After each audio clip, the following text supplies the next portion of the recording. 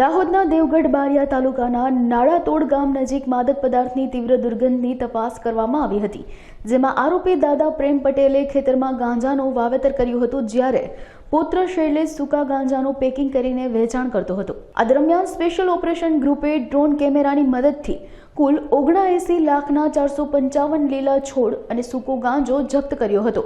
આ ઉપરાંત પોલીસે બંને આરોપીઓની NDPS એક્ટ હેઠળ ધરપકડ કરી હતી। દાહોદ જિલ્લા પોલીસ દ્વારા અત્રે રાજસ્થાન અને મધ્યપ્રદેશના બોર્ડર વિસ્તારને મળીને આવેલો જિલ્લો છે।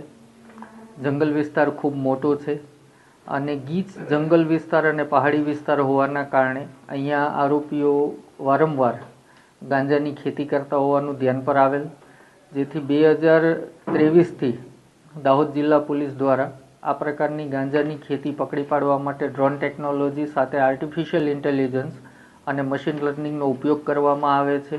એ જ રીતે દાહોદ જિલ્લા પોલીસ SOG PI સિદ્ધરાજ રાણાનાઓને બાતમી પ્રાપ્ત થયેલ કે આ નાળાતોડા ગામ જે છે ત્યાં જે રોડ પસાર થાય છે ત્યાંથી બાતમીદારને કોઈ તીવ્ર પ્રકારની વાસ આવવાનું એણે જણાવ્યું કે અહીંયા કોઈ આવું વાવેતર હોઈ શકે। ત્યારબાદ ડ્રોનની મદદથી આખા એરિયાનું વિડીયો સર્વેલન્સ કરવામાં આવ્યું। એ વિડીયો સર્વેલન્સમાં ધ્યાનમાં આવ્યું કે પ્રેમભાઈ પટેલ નામના જે ખેડૂત છે એમના વાડામાં એક આખો શેઢો એમણે ગાંજાનું વાવેતર કરેલું છે।